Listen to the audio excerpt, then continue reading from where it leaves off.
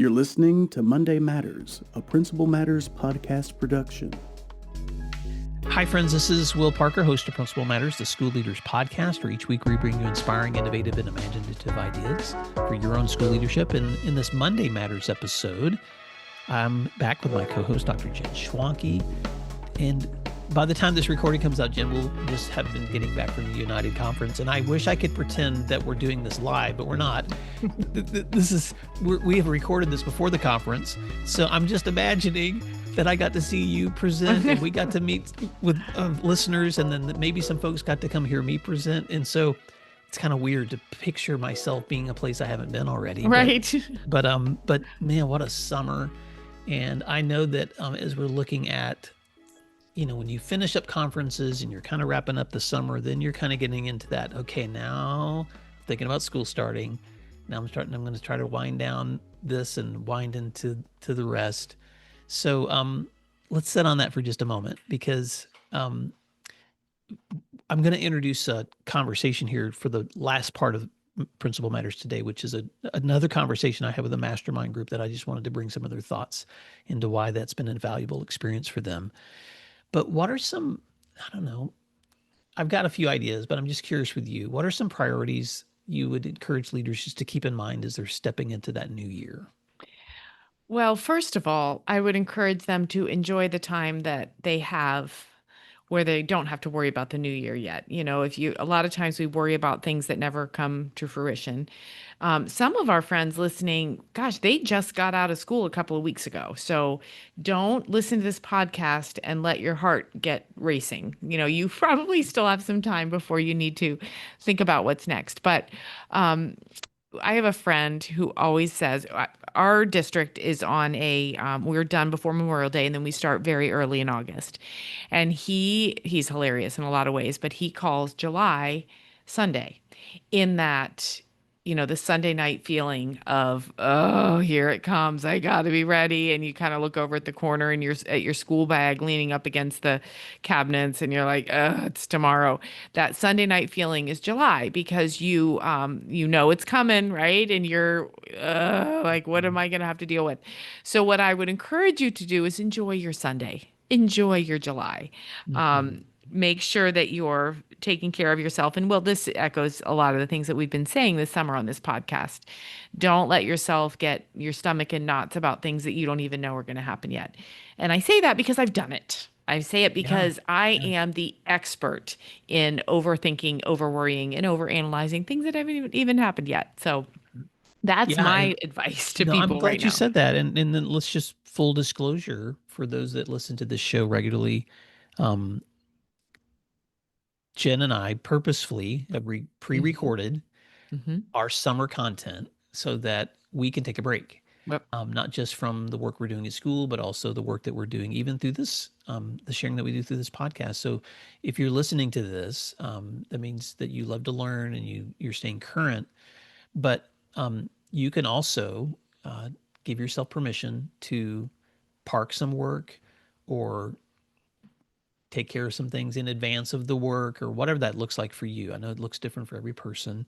But for us, that has meant just being willing to say, okay, let's have these conversations in advance, so that actually, even though you're listening to this in July, we did all this recording in June, so that we could take the whole month and just say, okay, we've got a break until we get toward the very end. So Jen, I love that. And as we get closer to the beginning of the school year, I think we'll probably do a Q&A around some of those priorities to keep in mind when you're launching into a new role or a new school year. But yes, if your mind is full of all the to-dos, sometimes it's a good idea just to get them out of your head and onto a to-do list. But then also just make sure that you're prioritizing whatever time you have in the summer to take care of you.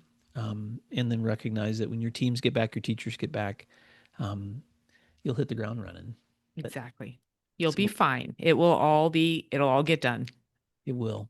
Well, we are going to now just transition, because I had a recording that I did with some friends who are part of a mastermind, a different group of leaders that I've been working with in the state of Ohio, Jen. And I asked them to just provide some feedback on why being a part of of ongoing collaborative conversations has been meaningful for them. And so I just wanted to bring their voices into today's conversation. So I hope you enjoy this bonus track from some friends of ours that are leading and learning together. But until next time, we hope you have a wonderful week and a great rest of your summer. And so until next time, thanks for doing what matters.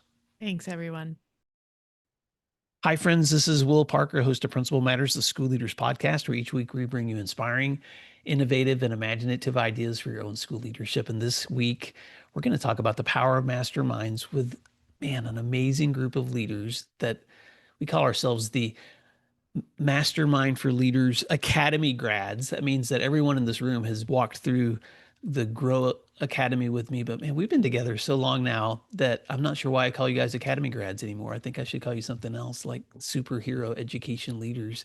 But I'm going to go around the room right now and just ask each person to do a quick introduction, their name, the school they serve, and their title. And I'll start with you, Julie. My name is Julieta Flowers. I am the school leader of Discovery Academy in Toledo, Ohio. Welcome, Julie. Kelly. My name is Kelly Brodzenski. I am the principal at Beacon Academy in Canton, Ohio. Welcome, Kelly. Sherwin. Hi, I'm Sherwin Ely, principal of A+ Arts Academy, the Mayberry campus in Columbus, Ohio. Welcome, Sherwin. Kenneth. Greetings. My name is Kenneth Goodrum. I am principal at Dayton Business Technology High School in Dayton, Ohio. Welcome, Kenneth. Laura. My name is Laura Krulik. I'm the assistant superintendent at Utica Shale Academy in Toledo, Ohio. Welcome, Laura. Well, my friends, I've asked you for permission to record today's conversation because we've been meeting together all school year long. And for some of us, we've been meeting together for years. But I wanted to just begin the conversation by asking you what motivates you to be a part of a mastermind? And I'm just going to throw these questions out. I'm not going to assign who answers them. But what motivates you to be a part of a mastermind? This is Julie, and what motivates me the most is the collaboration with like minds, school leaders who are going through the same things that I am encountering, being able to debate school laws, trust with colleagues, how to have a sane mind in a very changing, always changing career. So what motivates me the most is the collaboration, and I am very grateful for it. Thanks, Julie. Anyone else? I would say, Oh, I'm sorry, Sean. okay, just real quick. I would say how books over the past few years that I work with you, Will, and their relevance, and they show that there's a lot of things that you need to be reminded of. And I think being a part of the class with new discoveries, you have opportunities to apply it when you discuss things with your colleagues, but more so keeping things at the forefront, because we get caught up with so many different initiatives. We tend to forget most of the things that you brought to us are extremely important, but it's not readily applied. So that Yeah, thanks for that, Sherwin. Laura? I agree with Julie in that just meeting with people that are, in the same situations as you. We've talked before about being an administrator can be extremely isolating. It can be a lonely position at the top. And so to have some people that you can be able to openly talk to about some of the issues that you're going through is really nice. Thanks for that. I'd like to give anyone listening to this conversation just a sense of what it's like to be in a mastermind. And so, Sherwin, you mentioned some of the content that we've been learning together. I'll ask a question about that here in just a minute. But the question I wanted to ask here is, what is it like to show up to a mastermind? What are some of the common challenges that you face as leaders that it's helpful to have a mastermind to sit in the room and walk through together? One of the common challenges is variety of ways to keep our staff motivated throughout the year. Another common challenge that we've discussed quite a bit is how to find teachers and find quality teachers, what entices them to select your school, and the different qualifications that the state has put out in licensure and what type of teachers we have to choose from. So motivating staff, hiring and retaining teachers. These are definitely common challenges that aren't just unique to Ohio leaders. They're unique to leaders across the entire U.S. Any other thoughts on what are some other common challenges that having a mastermind helps you think through? Having a mastermind helps because one of the other things is just being able to, like Julie said, navigate the system, especially with a lot of the House bills that are coming down. Mastermind gives us an opportunity, and it's not a gripe session or sit around where we just sit around and gossip. You actually give us some tools and skills that are applicable that we can take back and to help us with our staff and our students. Thanks for that, Kenneth. Sherwin brought up earlier that a lot of times when we jump into these conversations, we'll begin with learning. We never stop being learners ourselves before we place someone in the hot seat and before we do our self-assessment piece that we do together. So I'm just curious, in what ways have the content discussions that we've had enhanced your own learning and your own leadership development? This mastermind is like a professional learning community. So we spend a great deal of time in our novel study, which this year was Stephen Covey's Speed of Trust. However, we also spend a great deal of time using the strategies that Will provides as far as checking in. For me, the check-ins reminded me to take care of myself, to spend time with my family, to come out of the office. And it is not always about compliance. Sometimes it's just having FaceTime with your staff and students. Those small things go a long way and have made a great connection to the staff book that we've been studying, which is I've shared out with my staff, the Speed of Trust, and I really enjoy the book. Thanks for that, Julie. In addition to what all have stated, I think there's some things that I guess people who are enrolling to the Masterminds Academy, you'll find Will is an attentive listener, but there's a secret to how he does it. I mean, but I would encourage people to join and log on long enough to find out how his questions that are posed to us has the sense that he's actually listening, which he is, but there's some times where you're treating everyone human and you not necessarily may want to hear somebody's story, but in leadership, you want to take care of your sheep. And so he gives us some things that to actually apply the questioning techniques can be difficult, but it makes it a little bit easier for you to manage, let's say, from mild conversations to the tough ones. So I think that's been very helpful in this process of just enhance my leadership skills, because listening is a definite skill. Thanks for that, Sherwin. I'm going to just reflect on that for a minute, because a lot of times when we're together and I'm trying to ask you guys questions about content, or then when we're talking about the hot seat issues that each of us is facing, you're right. I show you guys my scripts. I try to talk to you about, okay, this is what I'm doing. And Julie, I've seen you actually do this with your own team. So I'm just curious, what are some ways you've been able to take some of even the structures of our time together and use them in your own leadership? With my team, I always restate what I hear you saying, which is Will's favorite one. And it has really played a good part because the staff members, as well as ourselves, when we talk it through, you find sometimes you have your own answer ready to go. You really don't need someone else, but it's just the skill set of let's talk this through, let's slow down, let's get back on the rails because Julie comes off the rails, and really consider all of the ideas surrounding your troubled problem at the moment. He calls it a hot seat issue. And sometimes it's not as hot as you think. It's something that everybody else is encountering and the team walks you through it. Thanks for that, Julie. I've also sat in some in-person time with you and watched you take those exact same questions that we've done in coaching cycles and reflection, and watched you ask those questions to your team members too, and coached others through how to ask questions too. So it's so fun when you can see those things being replicated place to place. I'm curious if you were talking to someone who's maybe never been a part of a mastermind, they've thought about it, they're curious what it would be like. What reasons would you give them to think about why it would be important for them to take that time? Because you guys are busy. So I'm just curious, why would you encourage someone else to be a part of a mastermind? I think It that, really, oh, oh, go ahead. No, go ahead. I think that a lot of us get caught up in the things that we're doing and we forget about taking care of ourselves. And this is an extra way that we can take care of ourselves.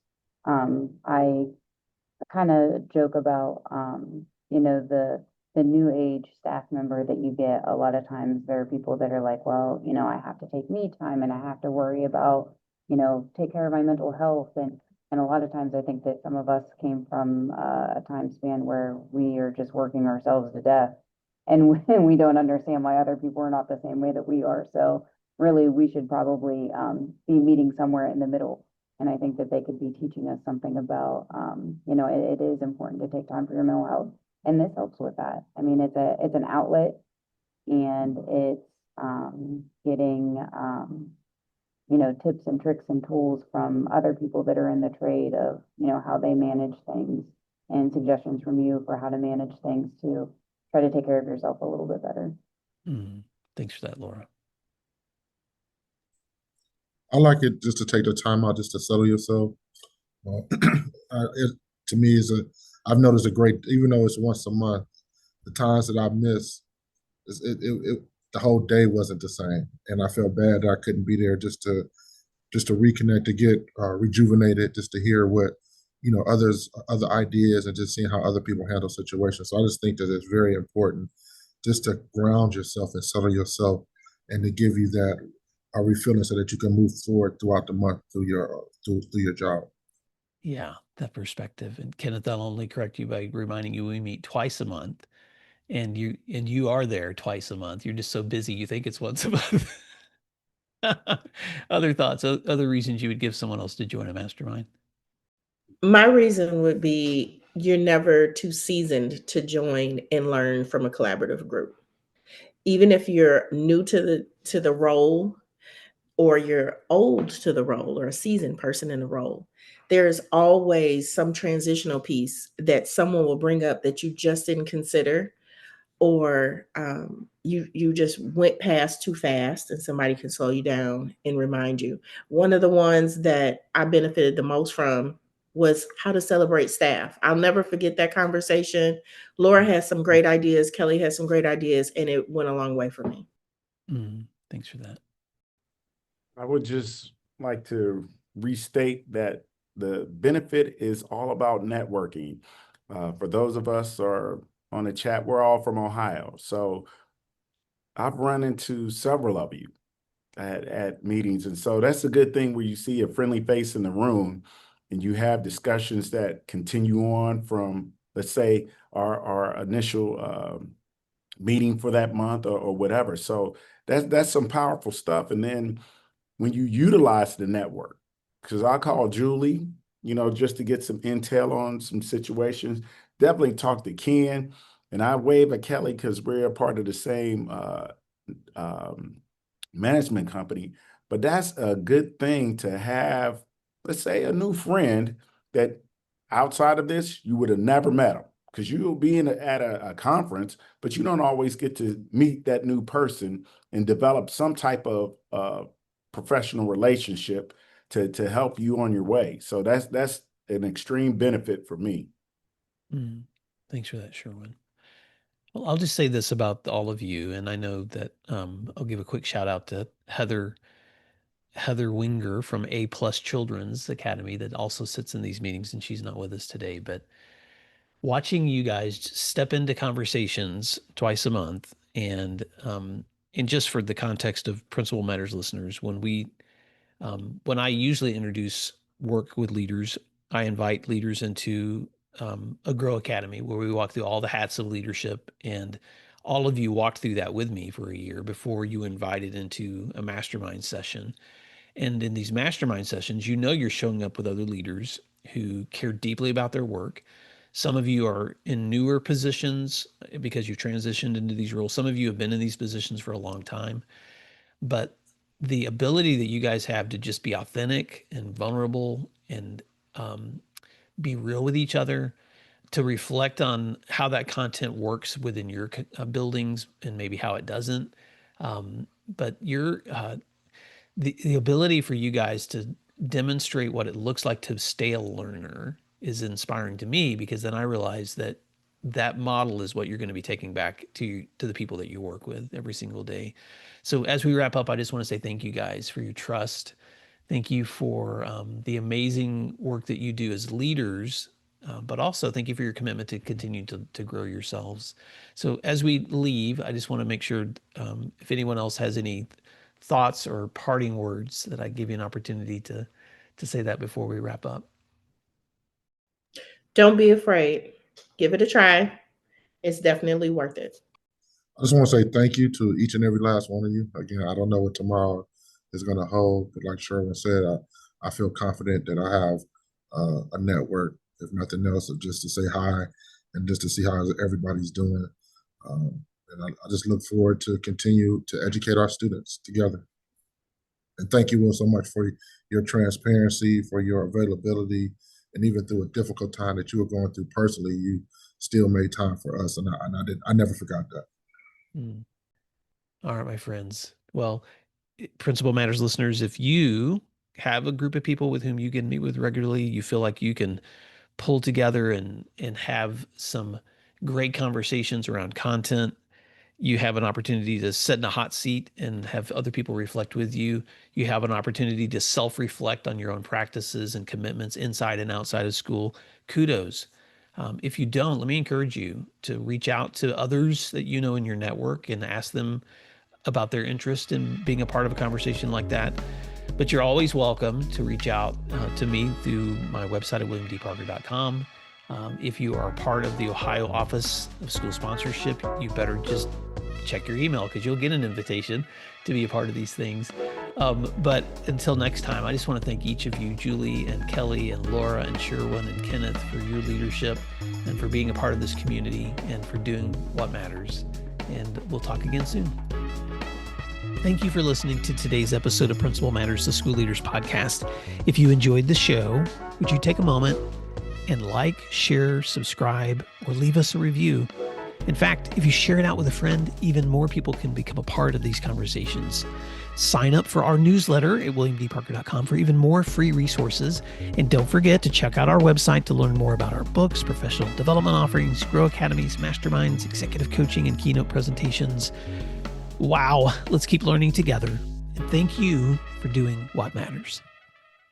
Monday Matters.